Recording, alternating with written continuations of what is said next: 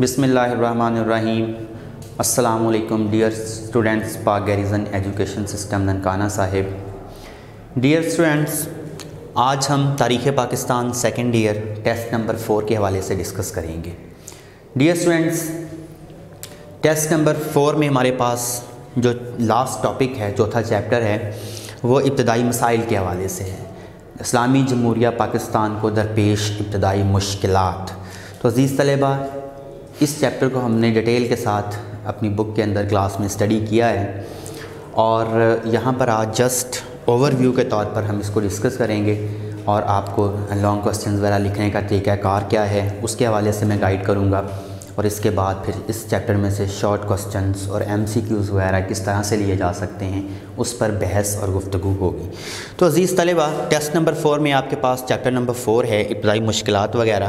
तो इसमें आपने जस्ट फ़र्स्ट ऑफ़ ऑल तो आपने देखना है क़याम पाकिस्तान और इब्तदाई मुश्किलात के हवाले से तज़किरा करना है शॉर्टली कि वो कौन सी थी और किस तरह से पाकिस्तान जो है वो बेशुमार मुखालफतों के बावजूद, कांग्रेस के ना चाहने के बावजूद मार्ज़ वजूद में आया। पाकिस्तान के क़याम से जो कांग्रेस के अज़ाइम थे वो नाकाम हुए और मुसलमानान बरसगीर कायद-ए-आज़म की क़यादत में एक अलहदा रियासत हासिल करने में कामयाब हुए। तो क़याम पाकिस्तान के बाद पाकिस्तान को बेशुमार मुश्किलात जो थी वो दरपेश थी। उनमें मुश्किलात की नौइयत डिफरेंट थी। कहने का मकसद ये है कि मसाइल जो थे, इब्तदाई मसाइल, वो दो तरह के थे। एक इब्तदाई मुश्किलात वो थी या मसाइल वो थे जो एक नौज़ायदा ममलकत, नए बनने वाले मुल्क को दरपेश होते हैं, और दूसरी नौइयत वो थी जो जानबूझकर भारत की तरफ से पैदा कर दिए गए। यानी भारत ने अंग्रेज़ों के साथ, यानी कांग्रेस और अंग्रेज़ जो हुकूमत थी, उन्होंने मिली भगत से कुछ ऐसी नाइंसाफ़ियाँ और ऐसे इक़दाम उठाए जो पाकिस्तान के लिए बाद में एक बड़ी मुश्किल साबित हुए।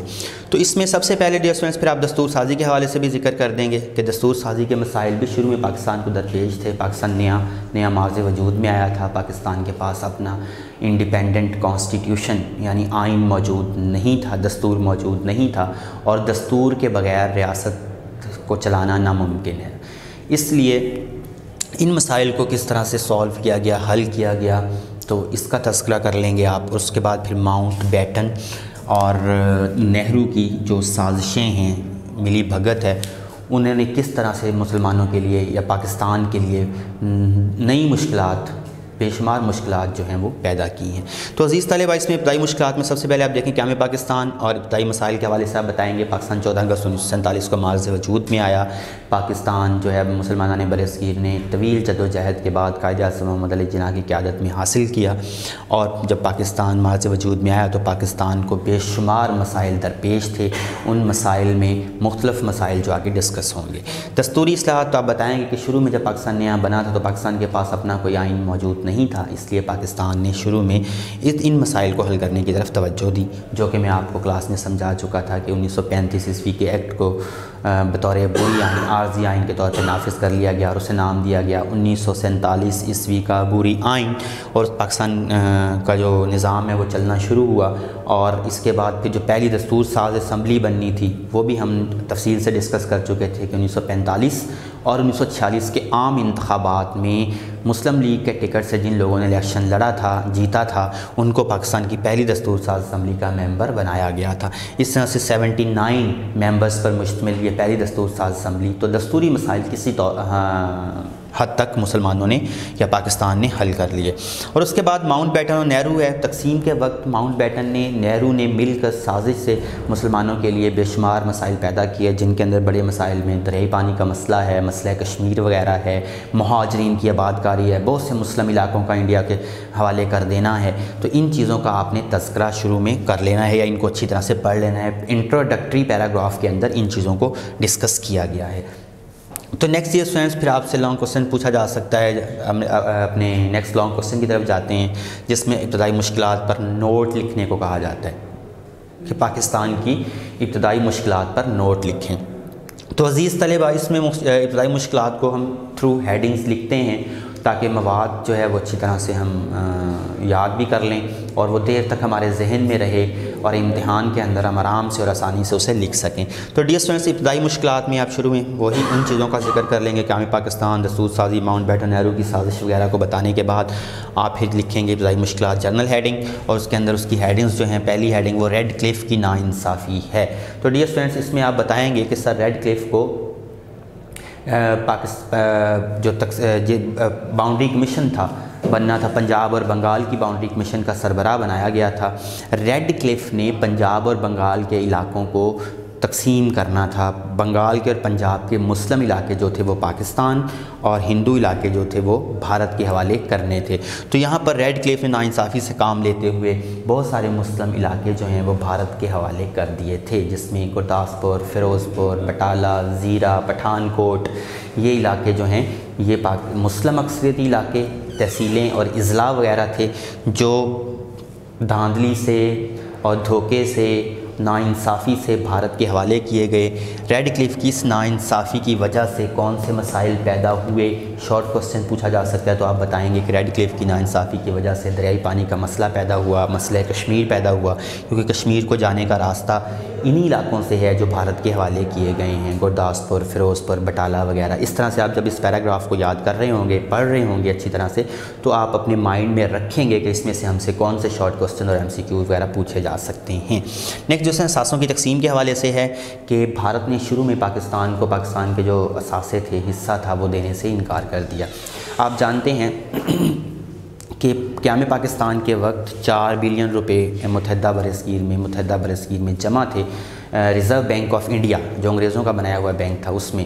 تو ظاہر ہے وہ اثاثے بھی آبادی کے تناسب سے پاکستان اور بھارت میں تقسیم ہونے تھے۔ یہاں پر ناانصافی سے کام لیا گیا۔ پاکستان کے حصے میں 750 ملین روپے آتے تھے، جو کہ پاکستان کو دینے سے انکار کر دیا گیا۔ پاکستان نے احتجاج کیا تو پھر پاکستان کو پہلے 200 ملین جو ہیں وہ دیے گئے۔ اس کے بعد پھر قائد اعظم اور لیاقت علی خان کی ریکویسٹ پر یا ان کے دباؤ پر، ان کی دباؤ کی وجہ سے، عالمی برادری میں شرمندہ ہونے کی وجہ سے بھارت نے $500 کی ایک قسط، 500 روپے جو ہیں، 500 ملین، اس کی ایک قسط پاکستان کو دی، اور اس کے بعد پھر 50 ملین جو ہیں وہ اب تک بھارت کے ذمہ واجب ادا ہیں۔ یہ سارا پیراگراف کے اندر مواد لکھا ہوا ہے جس کو ہم یہاں پر اوور ویو کر رہے ہیں، تو اس کو آپ اچھی طرح سے دیکھ لیں گے۔ اس کے اندر بینک کا نام آتا ہے ریزرو بینک آف انڈیا، اس پر آپ نے نشان لگایا ہوا ہے، اس کو آپ بطور MCQ اچھی طرح سے مائنڈ میں رکھیں گے کہ اگر آپ سے پوچھے کہ متحدہ برصغیر میں کتنے روپے جمع تھے، یا مسلمانوں کا حصہ کتنا تھا، یا بینک کون سا تھا متحدہ برصغیر کے اندر، تو ان کے نام آپ اچھی طرح سے بتائیں گے۔ دریائی پانی کا مسئلہ ڈیئر اسٹوڈنٹس، تو ظاہر ہے ریڈ کلف نے ناانصافی سے پٹھان کوٹ، بٹالہ، زیرہ، فیروز پور وغیرہ کے علاقے جو بھارت کے حوالے کیے تھے، اکثر ہیڈ ورکس جو ہیں وہ انہی علاقوں میں ہیں۔ پاکستان میں بہنے والے تمام دریا جو ہیں وہ پاکستان کے شمالی علاقہ جات سے شروع ہو کر بھارت میں سے ہوتے ہوئے پاکستان میں داخل ہوتے ہیں، اور بھارت نے قیام پاکستان کے بعد ان دریاؤں پر ڈیم بنا کر، ہیڈ ورکس بنا کر پانی کو روکنے کی کوشش کی۔ ظاہر ہے اگر پانی روکا جاتا ہے تو وہ پاکستان کے لیے ایک بڑی تباہی ہے، بیکاز پاکستان ایک زرعی ملک ہے۔ پاکستان کی معیشت کا انحصار جو ہے وہ زراعت پر ہے۔ اگر پاکستان کو دریائی پانی کا مسئلہ درپیش ہوتا، یعنی دریائی پانی روک لیا، مکمل طور پر روکا جاتا، تو پھر پاکستان کی زراعت تباہ ہو جاتی، اور پاکستان کی زراعت جو ہے وہ ریڑھ کی ہڈی کی حیثیت رکھتی ہے معیشت میں۔ تو یہ آپ ساری کی ساری چیزیں، پھر اس مسئلے کو حل کرنے کے لیے اس کے اندر جو سندھ طاس معاہدہ ہے اس کا آپ نے ذکر کرنا ہے۔ آپ نے پھر مائنڈ میں رکھنا ہے کہ سندھ طاس معاہدہ 1960 میں طے پایا تھا، عالمی بینک کی مدد سے طے پایا تھا۔ تو یہ چیزیں جو ہیں یہ آپ نے پوائنٹ آؤٹ کر لینی ہے بطور شارٹ کوسچن بھی اور MCQ کے طور پر بھی، تاکہ اگر آپ سے پوچھے تو آپ اس کو آرام سے لکھ سکیں۔ اس کے بعد نیکسٹ اسٹوڈنٹس جو پاکستان کی ابتدائی مشکلات میں ہیں وہ فوج کی تقسیم ہے۔ تو ظاہر ہے فوج بھی 2 حصوں میں بٹنی تھی، فوجی ساز و سامان تقسیم ہونا تھا پاکستان اور بھارت کے درمیان۔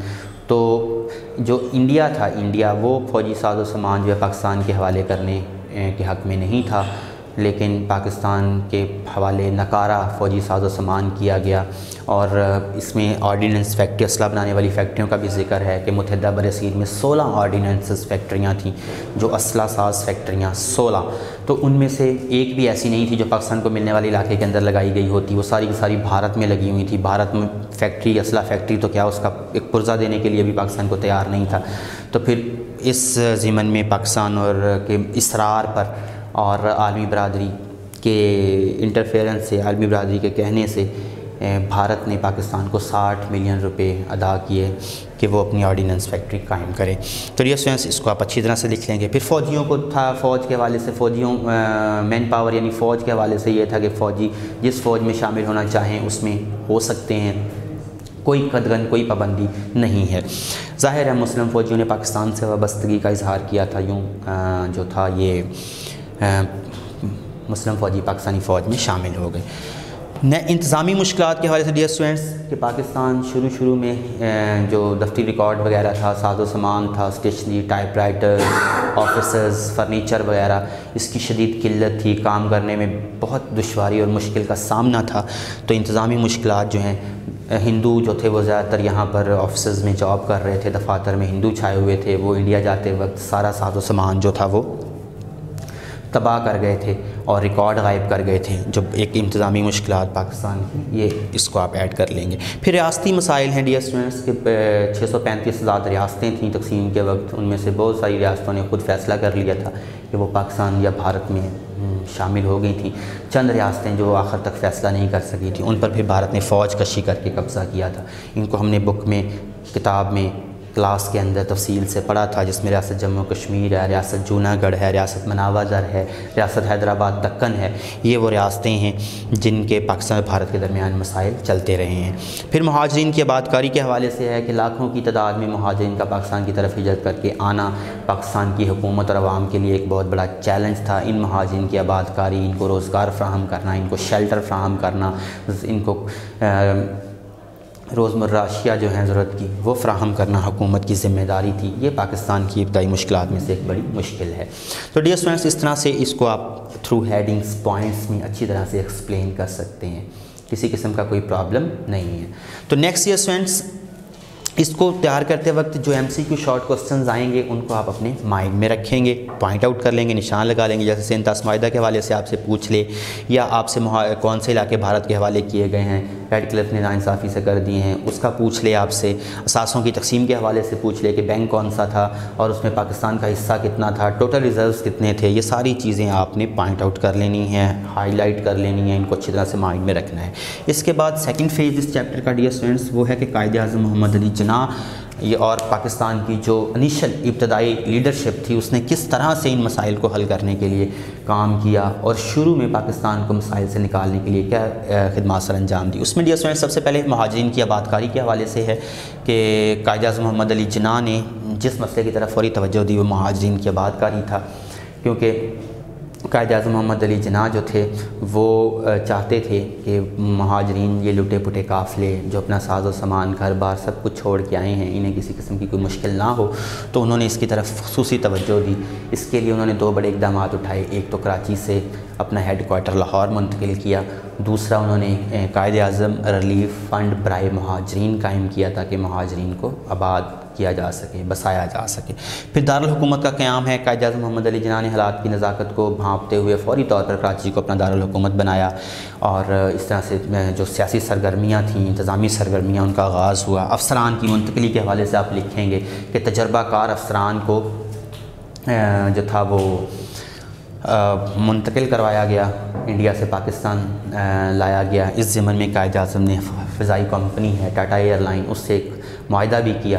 تو یہ قائد اعظم کی سروسز، انتظامی اصلاحات، انتظامی معاملات، سرکاری ملازمین کو نصیحت وغیرہ، اور یہ قائد اعظم کی سروسز میں آپ لکھ سکتے ہیں کہ قائد اعظم نے سرکاری ملازمین کو تندہی سے، ایمانداری سے، خلوص نیت سے کام کرنے کا حکم دیا تاکہ مسلمان بہتر انداز میں آگے بڑھ سکیں، پاکستان ترقی کرے۔ فوجی اثاثوں کا مسئلہ جو تھا اس کو حل کرنے کے لیے قائد اعظم نے بارہا مذاکرات کیے بھارت کے ساتھ، اور فوجی مسائل جو تھے ان کو حل کرنے کی کوشش کی۔ اس کے علاوہ پاکستان میں فوجی ہیڈ کوارٹرز جو ہیں وہ قائم کیے، بحری، بری اور نیوی وغیرہ کے۔